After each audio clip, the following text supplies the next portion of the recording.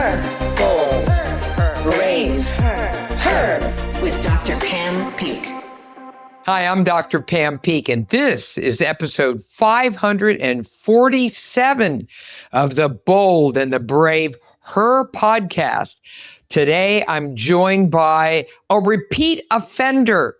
Yes, she's been on the podcast a number of times, and my go-to as a hybrid of both exercise physiology and nutrition, all in one gorgeous package. And of course, we're talking about Dr. Felicia Stoller. She's a nationally recognized lifestyle medicine clinician, nutritionist, exercise physiologist. She's an author, a medical journalist, and also a media personality. But most importantly, she's a BFF. Okay? So Felicia, you're here. You're here. Yes. Oh my gosh. You know, we've known each other long enough to have serious dirt on each other. And the thing that I've always loved about you is you have a PhD in exercise physiology. You're also a registered dietitian. So I could literally dial up anything with you. Yeah. Right? Yes. So here we are at the beginning of yet another year. You know where I'm going. Now, number one, if you want to do some kind of resolution, as it were, or just hit reset, whatever, that's perfectly fine. I'm a firm believer that absolutely every day, every moment of your life is another opportunity to reset. So if it isn't January 1st, it's going to be something. So I really want you to think about just, taking a moment, reflect, and see if you can maybe think about how you can improve your health and well-being, and most importantly, your longevity. So the longevity is the number, how many years you're going to be, alive. That's the lifespan. And then the health span is the quality, but you can't have either if you're not physically active. Notice I didn't say the E word, exercise, but if you're not physically active on a routine basis, and if you don't have better nutrition, more enhanced nutrition. So Felicia is an expert because she's also quite the chef. And so she knows how to manipulate food, make it work. I don't care who you are. There's plenty of wiggle room for all kinds of ways of eating. But most importantly, if you look at both physical activity and eating, and if you're somebody out there who got lost, we're like off course, and you want to get back on, I'm a firm believer in little micro changes that can stick. So I'm going to now swing it your way, Felicia. And Thank you. Think of someone who's feeling helpless, hopeless, and defeated, like, okay, go for it. Everything is a choice, right? Like when we wake up every day, we can choose to move, we can choose the food that we eat. I mean, we are all not like tied to a chair being force-fed by somebody else. So everything is about a choice. I recognize that a lot of people don't think about everything they do in the day the way you and I do. We think about it in such a meaningful way because we want to maintain and preserve our health as long as humanly possible. And we strive towards that because it does take work and it is about making active choices. So I think the first thing to really think about is when we think about food, something I think about, and I know you do, but other people may not think about is, when you're eating, are you eating just for pleasure or for flavor, or are you being thoughtful in your food choices? Do you think about, am I eating protein right now? Am I eating, and let's face it, carbohydrates have gotten a bad rap for a very long time, but hello, where are all the micronutrients in the fruits, in the vegetables? We do need grains for fiber. It's not those foods by themselves that make them bad. It's what else you mix with them or don't mix with them and the quantity that people consume. And that is one thing I notice is that people just grab food and eat it without even thinking, what is this doing for my body? Is this what I need, or am I just eating for pleasure? I had heard the celebrity chef Carla Hall speaking at the Academy of Nutrition and Dietetics annual meeting, and she was great.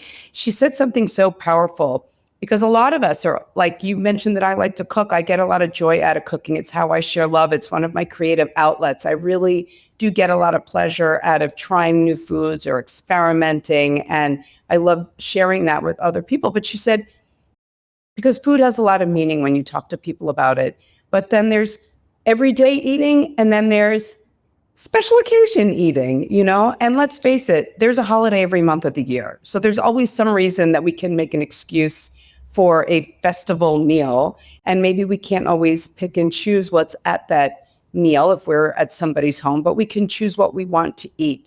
I really recommend people follow a mostly Mediterranean diet, eating predominantly plant-based foods with smaller amounts of animal-sourced proteins, because as much as protein is important, especially with aging, protein energy malnutrition has not been a problem in the United States for a very long time. But what has been a problem is people not getting sufficient fiber, people not getting adequate servings of vegetables and fruits in their diet. So I think that is unfortunately the casualty of looking at protein consumption, that we are often leaving out the other foods that are essential for our well-being in that mix. Consuming water, to me, it's like water, water, water. We should be drinking more of it. The fact that people drink any kind of sodas beyond like a seltzer water or a coffee or a tea. And when I say coffee or tea, I don't mean laden with heavy creamers, lots of sweeteners. I'm not a big fan of non-nutritive sweeteners. Really just getting back to simplicity is incredibly important. There's a lot of noise around processed foods, and I get it, but it's a choice to eat processed foods or not eat processed foods.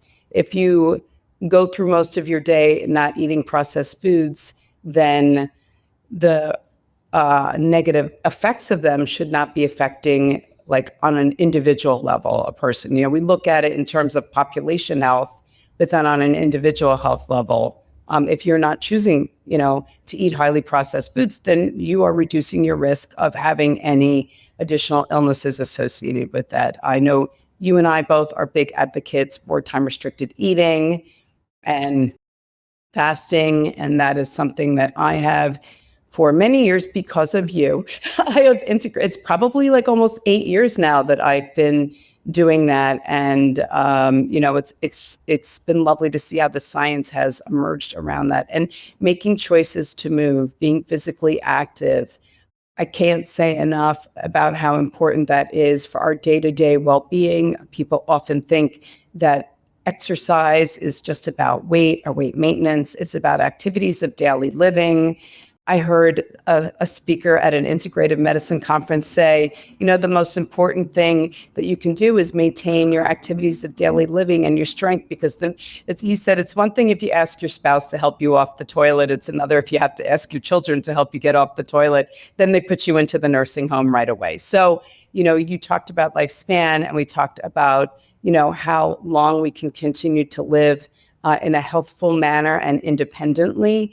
And so that takes practice, right? It's our muscles and our bodies, it's use it or lose it. So whatever we can do throughout the day, it does not have to be in a formal gym setting. There's a lot of physical activity that people can do at home or within the context of their day-to-day lives. That is not a huge imposition. Most of my doctoral research was in worksite wellness. So 50% of it was on cueing people to move and being more thoughtful about movement throughout the day.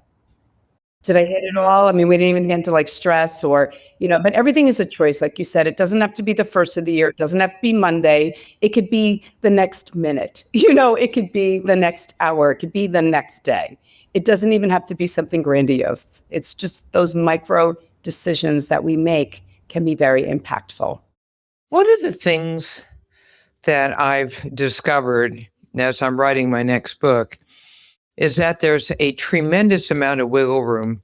I interviewed on the podcast the nutritional legend icon, Dr. Marion Nessel, who's just come out with a new book called What to Eat Now. This is a follow-up of her original book, which was What to Eat, which came out a generation ago. Yeah. And she's very funny. She takes a very fun, laissez-faire way of looking at it, saying, whatever works. If so long as you're decreasing the amount of food that has clearly been shown, through studies, the super ultra processed foods, to have, they obviously have an increased disease risk associated with their consumption. But other than that, she's kind of like, it's what works for you, and there it is. And she has her ice cream, and she has whatever she's, working with. Clearly, she's someone who knows food and understands the value of nutrition for longevity and for enhancement of health span. But I'm just convinced that you find what's going to work for you, and guess what? Okay, guess what? It changes over time. When you're 20 years old, there are certain things you're doing, right? I mean, when I think about what I did when I was 20, oh my God, I've got some cringeable moments here. What I ate, how I ate, midnight, 1 a.m, whatever, that I wouldn't even in my wildest dreams think about doing today. So if we're going to live this long, right? For women, 88 years is the lifespan number. That's just on average. That's something that's a population, average. How do we eat? How do we nourish ourselves throughout life?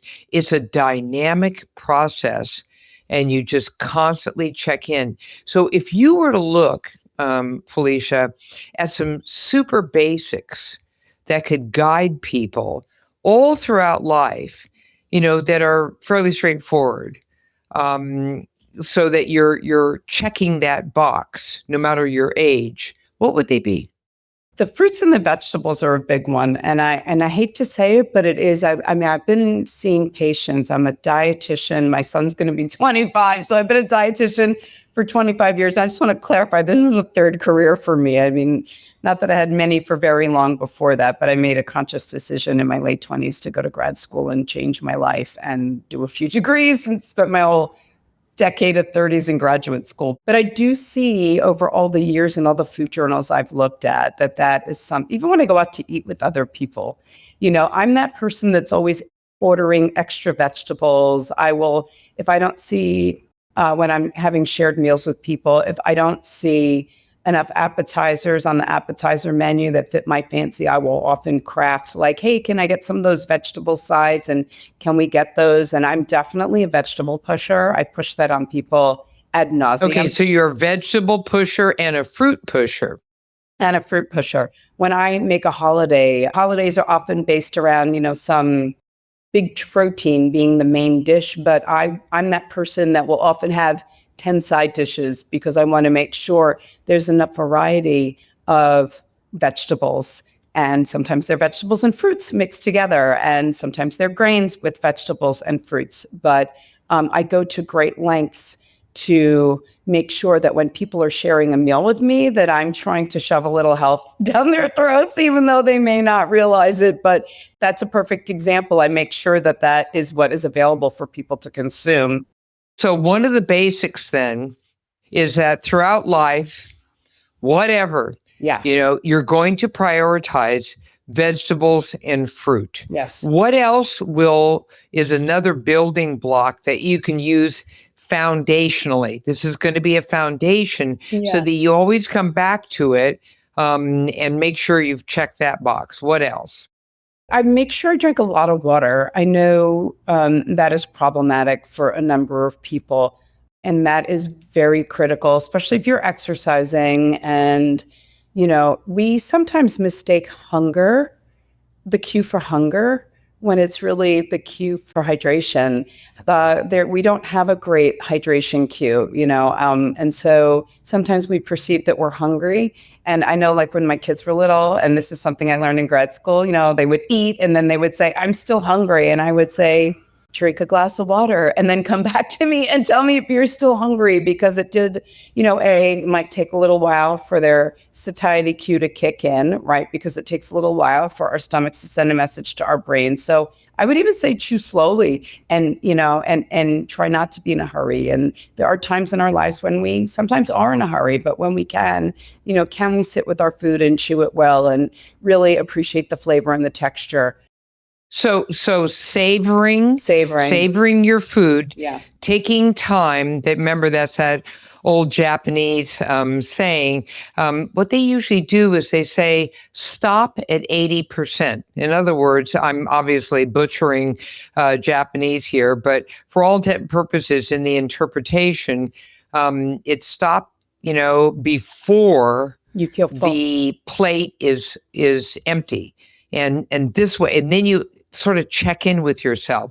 How's it going? Or are you just vacuuming in food into your mouth without even realizing how much you're actually eating? Are you savoring? I watched one day in an airplane. I looked across the aisle at some guy who really looked to be not in great shape. He didn't look fit. He just looked like a guy who was kind of anxious and, probably not having the world's best day, whatever. So he got his meal, placed in front of him. I counted how long it was before he had inhaled the whole thing. Yeah. And this was a front cabin meal, so it had a lot of stuff to it. And I'm telling you right now, he broke my record. It was like a personal best of people I stare at, as they're inhaling. It took him, right? It took him 4 minutes, and that sucker was gone. Yeah. It was like amazing. And I don't even know that he tasted anything. I think it just sort of got shoveled in. It's so, it's like, come on, people, so there's that. So just slowing it down, drinking water. Oh my gosh. So I have tea and I have my little water next to me in my container every single day. Yeah. I make certain to start the day off with my coffee, because coffee counts. That'll also hydrate you, believe it or not. Yep. And so that's good too. And just keep it going. So terribly important, because your body needs it for its own metabolic and biochemistry processes. So that's important. And vegetables, really important. What about protein? Protein's important. I try to get a little bit throughout the day. It's important that we try to consume it throughout the day. I find it interesting that people are not really aware of what a portion size is of protein. Like when I think about protein in the size of my hand, like this is about 3 ounces, maybe 4 ounces. That's right around the palm of your hand. Palm of my hand, if I were to and make a fist. Like a fist, or like the size of my iPhone. My iPhone is not usually this flat, but a lot of people take extra protein shakes, protein bars. Protein bars, as far as I'm concerned, are like eating a candy bar, and you might as well eat a candy bar if you're going to. I do recommend, having whole foods. If you're going to have whole foods. It doesn't have to be an extra shake, because what comes with the shakes, often they're filled with sweeteners that I don't think are really good for us. Unless you're really making it with like an unflavored protein powder, which most people do not do. And so, I'm just always cautionary about taking something that is good like protein and then adding all this other stuff to make it palatable. If you're not if you could put it all in a blender yourself and you're adding fruits and veggies in, that's great. But some people just like the add water and shake version, and those aren't always the best. If you can get some that are, plant-based. The thing is, you need, what I have found over the years, because I'm a small person, I exercise a lot, but I'm still mindful. I don't count my calories at all, but I'm still on an intellectual level aware of how much I eat in a day, and I need to eat in a day. And I have that down to a science. But the amount of animal source protein which is why I'm not a vegan. The amount of animal source protein that I need to consume in a day is not necessarily a large quantity or large calories because it is a complete protein. So I can have, a 4-ounce piece of salmon or chicken and or eggs, and whether it's beef or pork or lamb, I like all of that stuff, so I will have it. But I also will snack on nuts. Like if I need something, I keep dry roasted nuts in my house. I don't have them salted because I keep track. I'm very sensitive with my blood pressure, with sodium, so I'm very aware of that. I try to get it dry roasted, not oil roasted, because there's already oils and good fats in the nuts. I don't need to add any extra to that, And so I think those are good ideas of ways to get extra protein in if you need it, instead of grabbing a bar, right? Or grabbing, some powder to make a shake. I'm not a big shake person, so I'm probably, I'm not that I'm a bad person to say that, to ask that too, but I recognize some people like them, but I just find that they all come with so much other garbage in them that. Well, unless you make it yourself, and then you know exactly what goes into it one way or the other.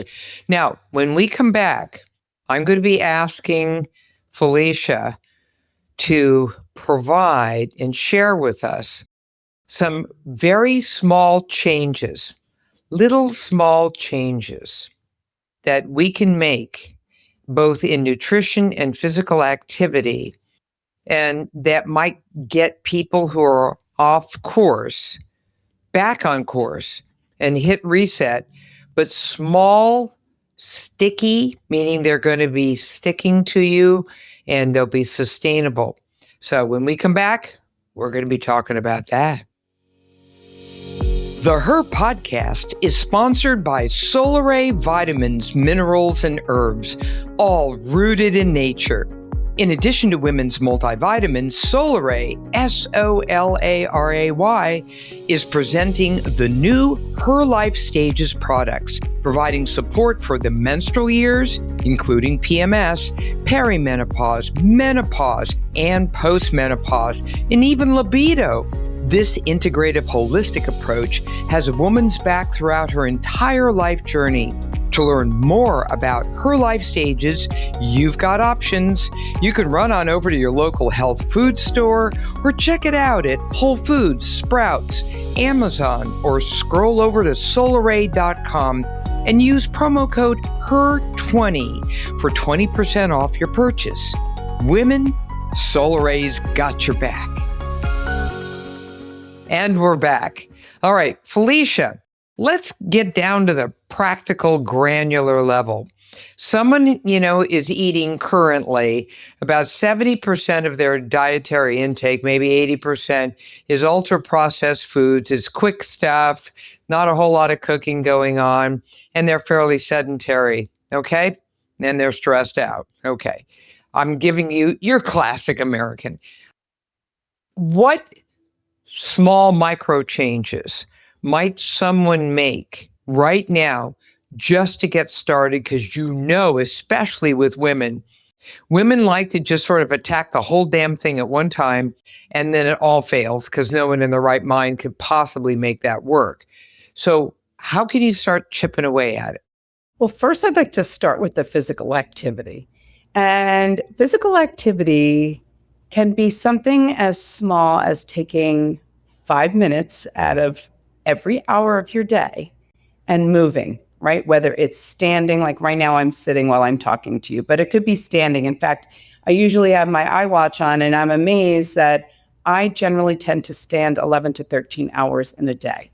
So just the act of standing versus sitting is active versus passive. That is a small thing. If people live in an area where they have to spend a lot of time sitting with transporting to and from work, that can be a little bit of a challenge. But if you think about, even if it's, and I said within every hour of the day, but let's just take a typical work day, because this is what my doctoral research was in. I'm in an office. I'm there for 8 hours a day. That's your typical 40-hour-a-week job. And could I every hour take a 5-minute walk? Might get up, go for a walk, go up and down some stairs, then you would accumulate 40 minutes of physical activity in the day that you had not otherwise, right? That's a very easy thing to do. 40 minutes, get up from your seat, because you should get up from your seat. Can you do a walking, talking meeting with somebody in your office, right? Instead of just emailing an associate, can you perhaps get up and go walk over to their office and have a conversation with them? So many people are now working remotely. Yes. Is that good, bad, or otherwise in terms of physical activity? I think it's a good thing, because I think that it allows you to do what I just said. Because if I'm on a conference call and if I at least have a headset on, I can maybe walk around I could be on a conference call and I can go for a walk, right? As long as it's not too noisy, as long as I don't have to be tethered to my computer for something, I can actually have walking, talking meetings. I think it also does allow you more of that flexibility where somebody isn't watching to see how many times you go to the bathroom, what are you getting up to do? It also, I think the other great thing about being home is you can keep better for you snacks in your house. And the likelihood of going to the vending machine is less because you're in your home or your apartment, and hopefully you can have better for you foods. And this is an example where, especially if you're working from home, you can food prep early in the week if you feel that you don't have time for it. Or what I like to do is often make at dinner time, because I have a little bit more time after my work day, I might make something that I might make a larger portion of so I can eat that for lunch the next day or have that for dinner. So I don't have to make one portion meals for myself. I can make 2 or 3 portions. And in fact, sometimes what I like to do is freeze things and then take them out so I don't get fatigued with eating the same thing a few meals in a row. But I do like to, I don't want to say repurpose, upcycle my food and create something else with it. So I think, for example, you could buy a rotisserie chicken, which is technically prepared, but it's usually prepared fresh in a grocery store. And you can have a whole chicken for one person. I'm not eating a whole chicken. That's 4 meals for me in terms of the protein. But I can then get a salad or make my own vegetable sides to go along with that. And then I'm cooking some of it and some of it's prepared. I could take the chicken carcass or whatever is left over. I can make chicken soup out of it, throw a lot of vegetables in it, and then I have more meals out of that same food item. So if you were to look at, what you're saying here is that there are all these little changes that you can make. Yeah. You can make, very simple changes that are very doable, depending upon how you're working, if you're working, if it's remote, if it's at the office, and also just be prepared. Yes. It's in more general, cost effective if you're cooking your own food and preparing your own absolutely. food. You save a lot. And you're in money. Control. Yes. Well, that's why I like to cook a lot, because I can control the ingredients that are put into my food. When I go out to eat in a restaurant, there's a good likelihood that there's a lot more fat than I would normally use in my own food preparation process, and a lot more sodium that is being used. And those are the 2 things that we all should be watching our consumption of. So you do have more control of what the ingredients are when you are preparing it yourself. The other thing I'm noticing with women, and women, listen up. I'm not here as a Debbie Downer. I am a wild and crazy woman, but I'm here to be the messenger of excellent science.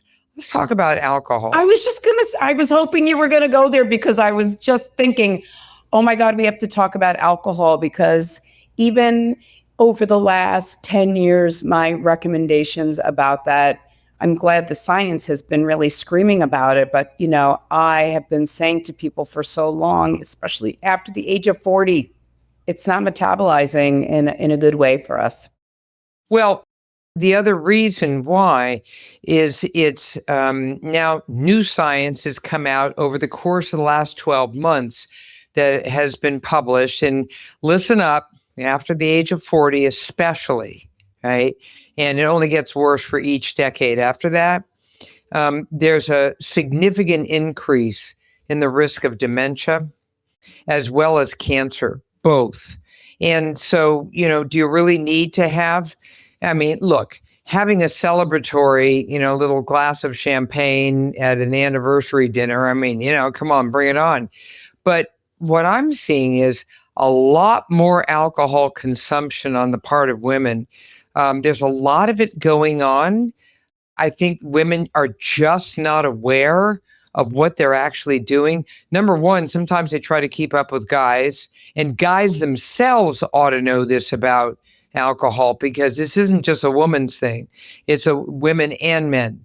But I'd back off any regular consumption of alcohol after the age of 40, and only more serious and significant as of the age of 50 plus.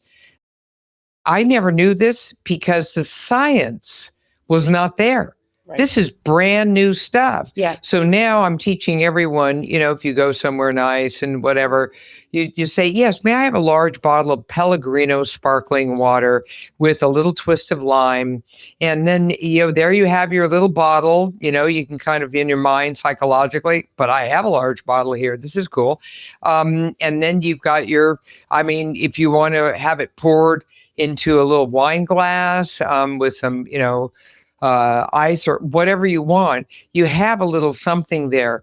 But I'm hearing from women, I'm drinking at least 1 to 2 glasses of wine every single night of the week. My question to you is why? What are you doing? Are you anesthetizing yourself? Are you working through some loneliness, depression stuff? Are you stressed out of your brains and you think this is going to help you? I wear the Aura ring, right? And I have nothing to do with the company, but I love the technology. So it's on my little finger. Here it is, my little finger. And I'm going to tell you something. Y'all want to know what alcohol does? Go ahead and drink that before you go to bed at night, and then look at your sleep readings from the Aura. Your REM sleep and your deep sleep are obliterated. And your heart rate goes up too at night. And that's another thing. That was for me when I started sleeping with my Apple Watch. I was mortified. I worked so hard and I exercised so much to keep my heart rate low all day long. And even one alcoholic beverage in the evening. Up it goes. Yeah. And I'm like, wait, wow. Like if you also get warmer, your temperature goes up because you're metabolizing, right, and your heart rate goes up. And when it goes up, your heart rate variability goes down, and that's not good. Correct. Because you want your heart to be very flexible and pliable and adaptable to stresses in life. And so you want as high an HRV as possible. And you'll see that on all of these devices, not just the Aura. Right. But boy, that Hummer just goes completely implodes if you have alcohol. And then it also impairs your sleep. And so women are complaining they don't get enough sleep at night. They're not feeling well rested. So that disrupts your circadian rhythm. It disrupts your sleep, the different processes and modes of sleep stages of sleep that you're supposed to go through. So it is just a whole bad thing for our bodies. And in fact, I did recently this summer sit down with my son, because I have 2 children that have had either the benefit or the dismay of having a mother who does what I do for a living. I've been hoping to instill all these behaviors and knowledge in them so that they have even better health outcomes than I will have, because I got on this game in my 20s and they've had this throughout their entire life, even starting in utero. So I did say to my 25-year-old son, I have to tell you, my 58-year-old self would be talking to my 20-something-year-old self. And I would tell you that knowing what I know now, and again, as you said, because the research has come out, I wouldn't be drinking as much alcohol anymore as you do. And I know he has cut back a lot since I said that to him. And, he's sort of a few years out of college, and there's a little bit of that tendency when people get together, but he has cut back significantly. And I'm really proud of that. And I think that that's important, because it's not that the science changes, it evolves. And as we learn more, right? Because you and I both hear that from people, like the science is flip-flopping, and it's not that it flip-flops, it just evolves. Yeah, it evolves over time, and you have to stay with it. Science, I'm a clinical investigator, and one year one thing is cool, and the next, God knows. But I like to look at evidence-based science, and I keep my mind open to the fact that we could be shocked by brand new data. And that's why doing this podcast, and sharing a lot of this is so terribly important. So the next thing is just, get up and walk. Walk, to me, WALK, is the 4-letter word you want. That's a good one. And so walking is literally life-saving throughout life. Yes. And, at some point in your life when you're much older, you'll be happy you can still walk and keep it rocking, because you should be grateful for the fact that you've got a fabulous body, right? That just, can get out there and give you joy in the movement of your body. So I have another small thing I'll add into the mix of this beautiful recipe and strategy for success, Felicia, that you're creating here. And that is get out into nature. Yes. I'm a natureaholic. I can't get enough of it. So thank God I have my German Shepherd. Because, we're out there in the morning. And even though one of my, cardiology colleagues years ago said, this is a guy in Boston who said, walk your dog, even if you don't have one. And so just get on out there, take yourself for a walk. Yep. And just enjoy. I don't ever have earbuds in. I like just to, listen to Mother Nature and maybe meet up, with some neighbors and have a little moment to, talk, hang out, and just keep it going.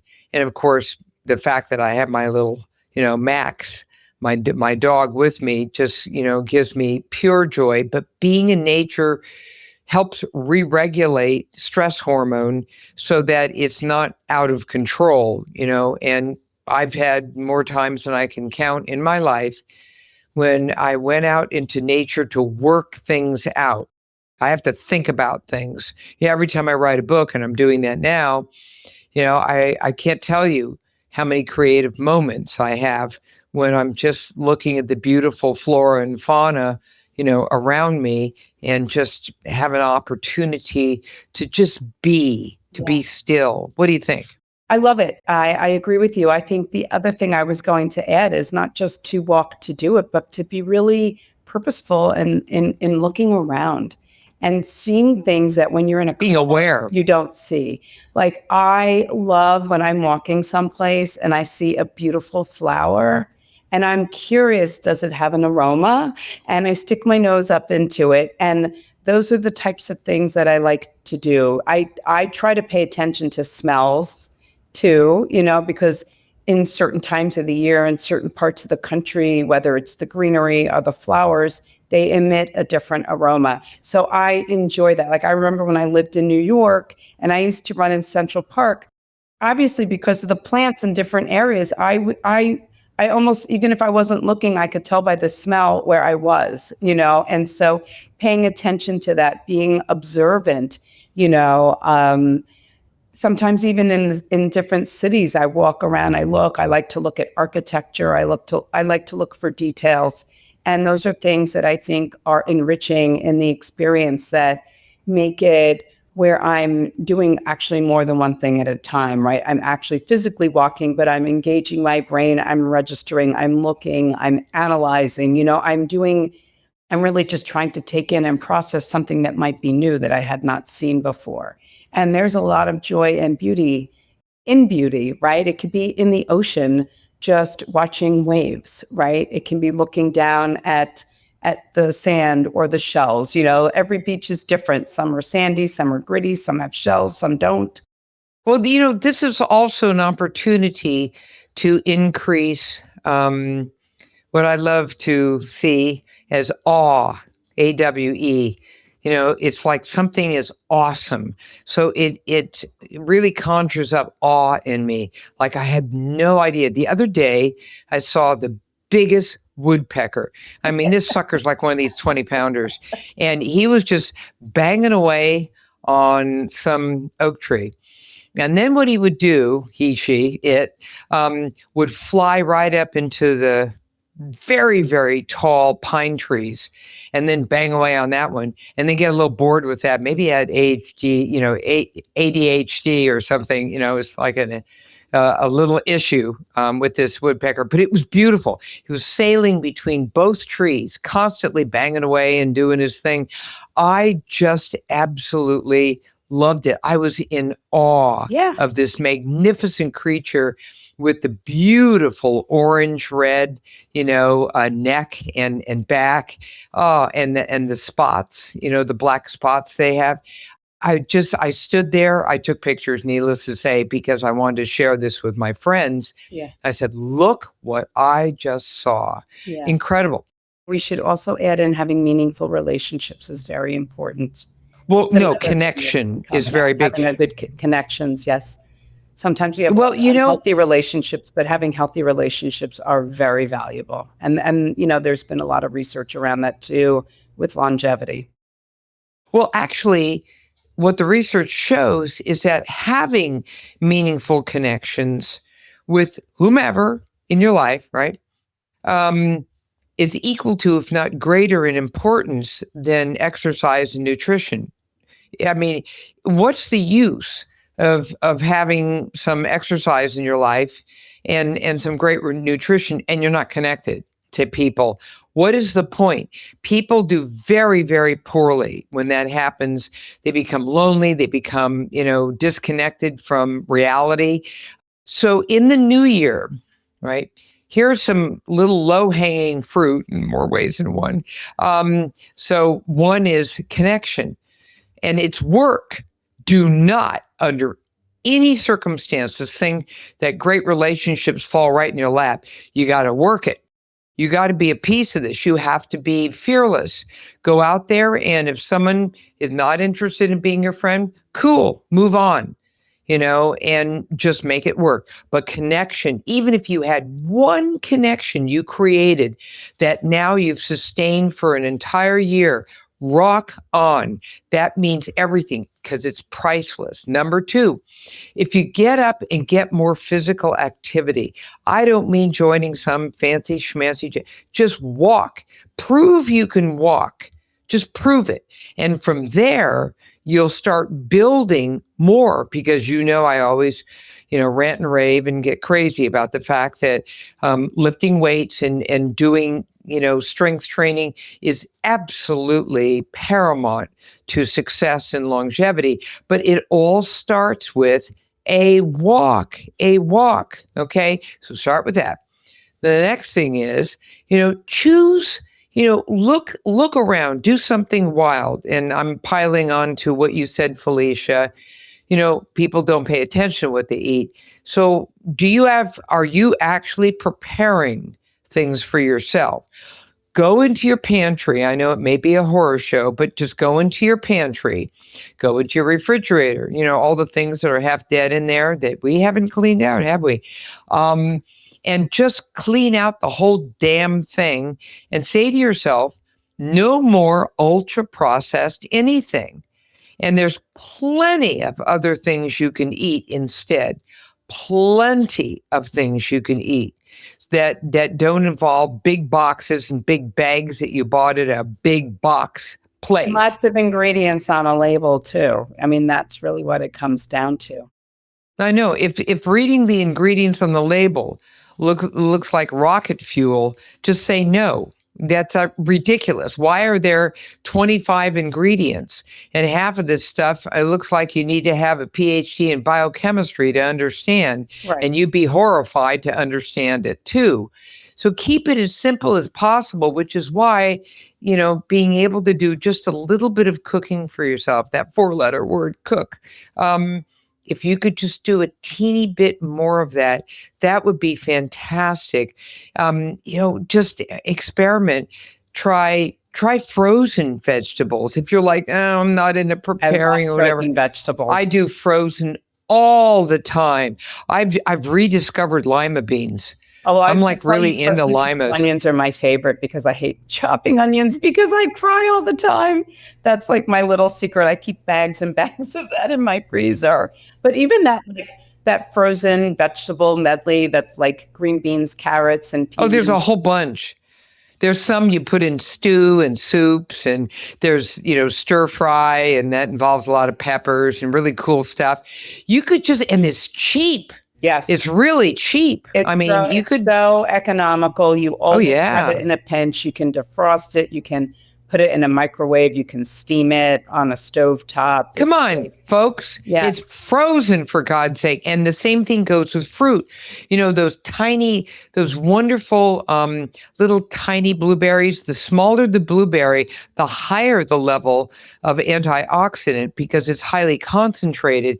So I grab those bags of the small blueberries. They're frozen, and I'll put them into a shake. I'll thaw some out, and I'll put them into my yogurt. I'll put it into all kinds of cool stuff because I just love having them around. They're like my little pal. Yep. And I'll also do that with blackberries Well, as here's well. another little tip too. Like in the summertime when they're very inexpensive, I would buy them, rinse them, let them dry, and then freeze them. So I had my own. Like when the prices come down, when it's getting towards the end of the season, you could do that, and then you have that for yourself in your home, and that maybe you bought that. But the other thing too is I love dried fruit. I do buy, especially with the berries and cherries and things like prunes. You just got to be careful because it's, it's jam-packed with, natural sugar, but it's fairly concentrated. So if you're going to have goji berries or something like that, just remember, it's just, read the side label and know precisely what a serving size is, because that stuff can get out of control in a heartbeat. Right. Yes. And so, also go seasonal. If it's humanly possible, go seasonal. So what's really awesome in the spring and the fall and the summer, winter is a little funkadelic, depending upon where you live. If you're in a warmer climate, then you don't have to worry so much about that. But in a cooler climate, a colder climate, you're going to be doing a lot of cruising in the frozen food. Well, apples are relatively inexpensive, and those tend to all year long. And so like that is something that's easy. Citrus also, in the winter time, like those little clementines, we tend to get those a lot too. And those are terrific way to get. They're basically like a total dessert thing. Yeah. And I'm a real fan of the 72% chocolate. Yes. And you could buy that damn near anywhere, but you want it to be 72%-ish because that has the chocolate itself, if it works for you, has tons of flavonoids in it that are very healthy. And the same thing goes with the green teas and all of that. So you add all of this into your, repertoire. I could talk to you forever. I just absolutely, love to be able to, have a conversation about eating and just being practical, and also physical activity. And just please out there, the message is small micro changes. And I like to call them low-hanging fruit. Just look at the easiest thing you can do. So if it's 5 minutes here, 3 minutes there, you think that doesn't count? You're wrong. It all counts.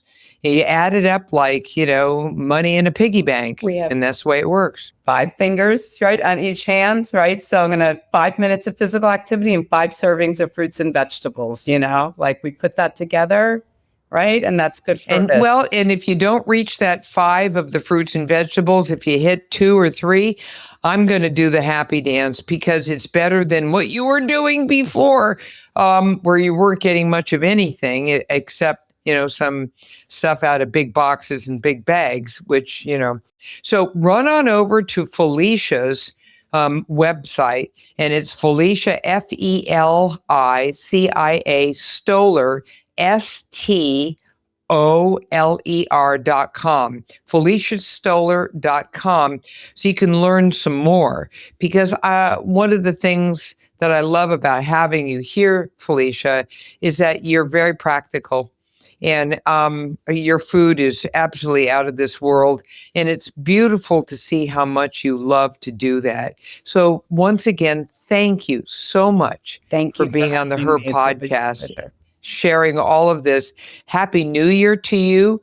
And of course, we're going to be circling back to you countless times throughout the year for more of your wonderful, wisdom. And the thing I love about you also, same as me, is we walk the talk. We don't pontificate. We both get out there. We've got dirt under our nails from all of our physical activity, keeping it up, doing activities of daily living, trying to stay as vertical during the day as possible. Rock and roll with all of it. Thank you, Felicia. Thank you. My pleasure. And I want to thank my sponsors, Solaray Vitamins, Minerals, and Herbs, rooted in nature, and the new Her Life Stages products. Her Life Stages, they've got you all the way from menstruation through postmenopause. So scope them all out at Solaray, SOLARAY.com. And now take a moment to leave us a review because we love to hear from you. And this, the Her Podcast, has been a production of Podcast Health. Remember, your time in this world may be limited, but the things you can do with that time are not. So get on out there and seize the day. Please, everyone, thanks for being here.